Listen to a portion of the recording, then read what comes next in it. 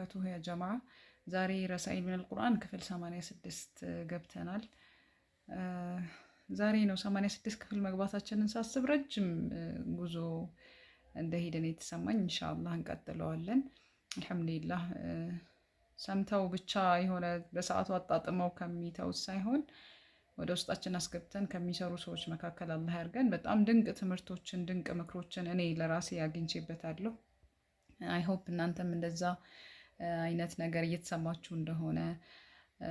ዛሬ ደግሞ ስለ ያው ፐርሰናሊቲ እንበለው ከዛ ጋር የተያያዘ ነገር ነው። አዑዙ ቢላሂ ሚነ ሸይጣን ረጂም ፈሰቃ ለሁማ ثመ ተወላ ኢለ ዚሊ።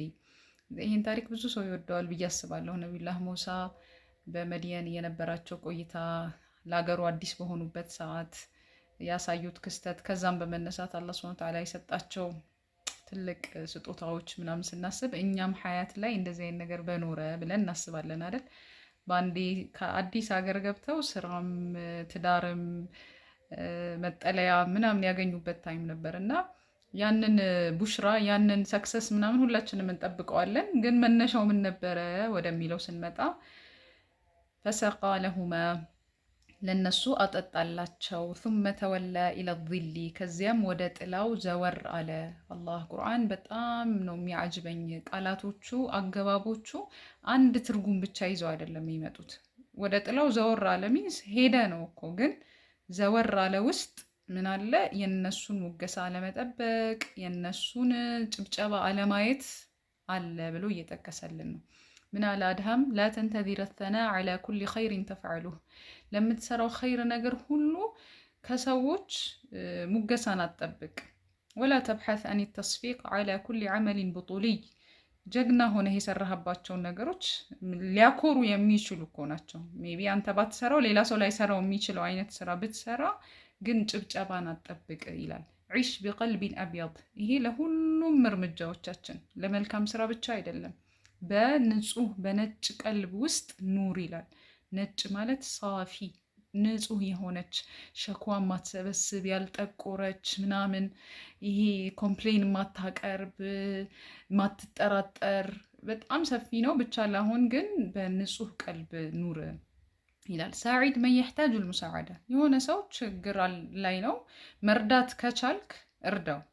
ወዋሲ መን የሕታጁ ልመዋሳ፣ ምክር የሚፈልግ ሰው ተው። መቆጣት ላይክ መቆጣት ስላቸው አሁን ብዙ ሰው ምክር አልፈልግም ምናምን የሚልበት ዘመን ላይ ያለ ነው። ቢሆንም ግን አይተን ማለፍ የሌለብን ነገሮች፣ ግልጽ የሆኑ ነገሮች፣ ሁሉም እኛ የምንመክራቸው ነገሮች ልክ ላይሆኑ ይችላሉ። ግን ለምሳሌ የማይሰግድ ሰው እያየን እንግዲህ ለራሱ ያውቃል ብለን ዝም ብለን ማለፍ አይጠበቅብንም። ሰላት ፈርድ የሆነ ነገር ነው፣ አላህ ያዘዘው ነገር ነው፣ ከተሆ ሊያስቀጣ የሚችል ነገር መሆኑን እያወቅን ችላ ማለት የለብንም። ምክር ለሚያስፈልገው ሰው እንደየ ምክር መስጠት አለብን። አቂም ሙተዓሲረን ወንሱር ደዒፈን፣ እርዳታን የሚሻን ሰው እርዳ፣ ደካማን ሰው ደግሞ እርዳ። ያው ነው ወንሱር። ኢጅዓል ፊዕለ ልኸይር ዓደተን ፊከ ከተነፉስ። አላህ ያግራለን። ይሄ ለእኔ ነው አንደኛ። መልካም ነገሮችን ስራ ዓደተን ልክ ኖርማላይዝ አድርገህ ማለት ነው። ኖርማል እኮ ነው ይሄን መስራቴ ብለህ እንጂ ይህን ሰራሁ እኮ ብለህ ምናምን ለማግነን ሳይሆን ኖርማል አድርገህ እንዴት ፊከ ከተነፉስ፣ ልክ እንደ ትንፋሽ እንደምተነፍሰው ኖርማል እኮ ነው። መተንፈስ ኖርማል ነው። አንቆጥረውም አይደል? ዛሬ ወደ ውስጥ 2 ቁጥር ያለው 20 ተንፍሻለሁ፣ ወደ ውስጥ ወደ ውጭ 30 ተንፍሻለሁ ብለን አንቆጥርም አይደል? ልክ እንደዛ ስራው ኖርማል አድርገህ የማትቆጥረው አይነት። ኢዛ ተሰደቅት ሰደቃ ስትሰጥ ፈአሽሕ ቢነዘሪከ ሰሪዐን፣ ከሰጠኸው ሰው ቦታ ዞር ብለህ አትመልከት። አላህ ከይላ ተራ ኢንኪሳር አልፈቂር አማመ ዐይኒክ። አላህ ከምትሰጠው ሰው ላይ የደካማነት ስሜት እንዲሰማው የሚያደርገውን ፊሊንግ ሳታይ ዘወር በል። ይሄ በጣም ደስ የሚል ሀሳብ ነው። ብዙ ጊዜ እኛ እንፈልጋለን ይመስለኛል፣ እኔንም ጨምሮ አይደል? ሰተናቸው ደስታቸውን ማየት ስለሆነ ያ ነው አይደል? ብዙ ደስታ ስሜት የሚሰጠን ያን ነው እንትን የምንለው። ግን አላሁ አክበር ዘወር በል ይላል። ቆይ የሆነ ታሪክ ትዝ አለኝ። ኢንሻአላህ ልጨርስና አነሳዋለሁ። ወማ አንበል ምን ያማረ ስራ ነው ሙሳ ዓለይሂ ሰላም ሒነ ቀደመ የድ ሙሳዓዳ እጁን ለነቢላህ ሙሳ ዓለይሂ ሰላም እጃቸውን ለእርዳታ የዘረጉበት ከዛስ ثم مضى ከዛ በኋላ ዘወራሉ ከዛ ቦታ فأثابه الله بما هو أجمل من كلمة الشكر ከአመሰግናለሁ ከሚሉት ከነዛ ሴቶች ቃላት በላይ የሆነ ነገር አላህ ሱብሓነሁ ወተዓላ ለሙሳ ሰጣቸው። ኧረ በጣም ደስ የሚል አገላለጽ ነው። ተዘከር ደውመን አነከ ተተዓመሉ መዐል ከሪም፣ አንተ ያን እየሰራህ ያለኸው ለዛ ሰው ብለህ ሳይሆን ቸር ከሆነው ጌታ ጋር እንደሆነ ሁሌም ማስታወስ ይላል። አሁን አዳዲስ ፖይንቶች ጨምሮበታል አድሃም። ኸይር ነገር እንስራ ዋናው ፖይንት። ከዛ በኋላ ከሰዎች ሙገሳ እንጠብቅ። ይህን ብዙ ጊዜ በብዙ ሚዲያዎች እናንተም የሚመጣላችሁ ሀሳብ ነው። ሜቢ ስራው ላይ ላንሳተፍ እንችላለን። ሙገሳ ስቲል የምንሻ ሰዎች ልንሆን እንችላለን። ይህን ማስተካከል መቻል አለብን ኢንሻአላህ። ባይተወይ እንደዚህ አይነት ነገሮች ስታደምጡ ምናምን ንያችሁ የምር ለመቀየር ከሆነ አላህም ያግዘናል ኢንሻአላህ፣ እኔንም ጨምሮ ማለት ነው። ከዚህ በኋላ ስለምናረጋቸው ኸይር ነገሮች ሙገሳም ይሆን አንቺ እኮ ማለት ደጓ ሴት ምናምን ስንባል እንደውም ስቅቅ ሊለን ይገባል። ምክንያቱም በቃ ሰዎች አወቁኝ ኦልሬዲ በዛ ስራዬ ሰዎች ይሄን ነገር አውቀውታል ወደሚለው ነገር ስንገባ አላህስ በቃ እኔና አላህ ብቻ እንድናውቀው የሚሆን ነገር መሆን መቻል አለበት እያልን መያዝ መቻል አለብን። ስንሞገስ ምቾት የማይሰማን ሰዎች ለመሆን እንሞክር። ለመወደድ ብለን አይ ነው ብዙዎቻችን እንደውም ሰደቃ አሁን ላይ እኮ እያየነው ነው አይደል? በቃ ለመሞገስ አንቺ ምስኪን ለመባል ምናምን ስራ ይብሉ ታርጌት አድርጎ የሚሰጥ ሰው አለ። እሱን ማስተካከል መቻል አለብን። አላህና አላህ ብቻ ይደሰትበት።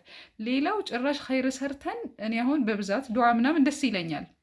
ያ ሰው የሚያደርግልን ዱዓ አይደል? እሱ ነው በቃ እኔ መድኃኒት የሚሆነኝ።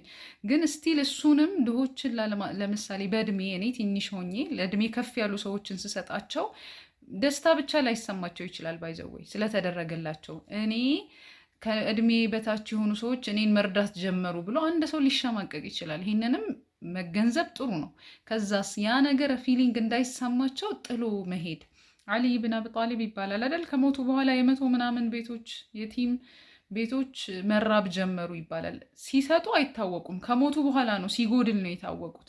ልክ እንደዛው ማንሰጠን እንደዚህ ምናምን ብሎ አይሳቀቁም። ሰው እኮ አንዳንዴ ውለታም አንዳንዴ ቤታችንን የምናሳያቸው የምንረዳቸው ሰዎች ነገ ለእነሱ የሆነ ነገር ይዘን እንምጣ፣ ለቅሶ ሲሆን እንድረስ ምናምን ብሎ በጣም ይጨናነቃሉ። ባይዘወይ በተቻለ መጠን ራስን ሀይድ አድርጎ የሆነ ላለመታወቅ በሚል ስም ሰጥቶም ቶሎ ዘወር ለማለት በቃ ሆዳቸው ይመርቅ። ኢንሻላህ እንግዲህ እኔ ለማስተካከል ሞክራለሁ። ብዙ ጊዜ እንዳልኳቸው ሰተን መመረቁ ምናምን በጣም ነው ደስ የሚል ስሜት ያለው። አሁን ሚዲያ በተጋነነበት ዘመን ስክሪንሻት መላላክ ይሄ እንደዚህ ምናምን እሱ ራሱ ስቲል እኔ አይዋጥልኝም። ይሄን ረድቻለሁ፣ ይኸው አስገብቻለሁ በእኔ ስም ትንሽ እንኳን ቢሆን ሪያ የሚያስገባ ክፍተት አይኖረውም ብላችሁ ታስባላችሁ? በተለይ ደግሞ ትንሽ ታዋቂ ሰዎች ምናምን ስትሆኑ ኦኬ ይሄን አስገብቻለሁ ምናምን በጣም ልባችንን መግታት መቆጣጠር የሚፈልግ ስራ ነው በጣም።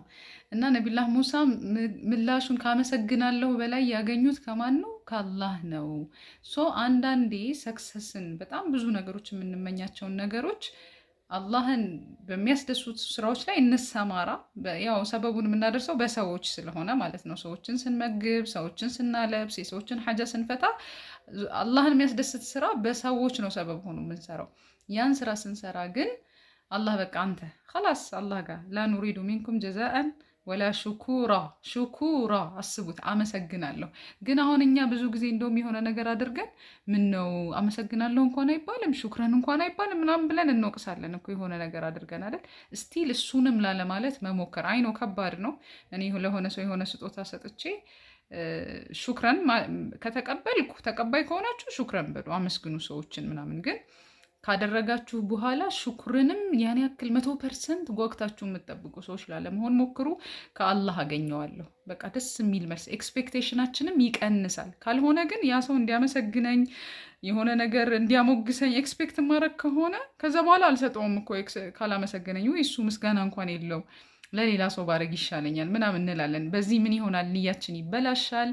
አላህ ደግሞ ሊሰጠን ካሰበው ከራሱ አጅር እያቋረጥን ነው የምንመጣው ማለት ነው። እና በተቻለ መጠን ኢንሻአላህ እኔም ይሄን ራሴ ላይ ለመስራት እሞክራለሁ። እናንተም ሞክሩት። መጀመሪያ ኸይር ስራውን አላህ ያግራለን። እስኪ መጀመሪያ ያ ረብ። ከዛ በኋላ ልክ እንደ እስትንፋስ አዲ ነገር ገብቷቸዋል። እኔ እንደዚህ አድርጌ ምናምን ሳይሆን በቃ ኖርማል እኮ ነው ያደረግኩት አይነት ደረጃ መድረስ መቻል ነው። ከዛ ደግሞ ሽኩር ከሰው አለመጠበቅ ነው የዛሬው ፖይንት። እናንተም የራሳችሁን ሀሳብ ጨምሩበት። ሰላም አለይኩም ወረህመቱላህ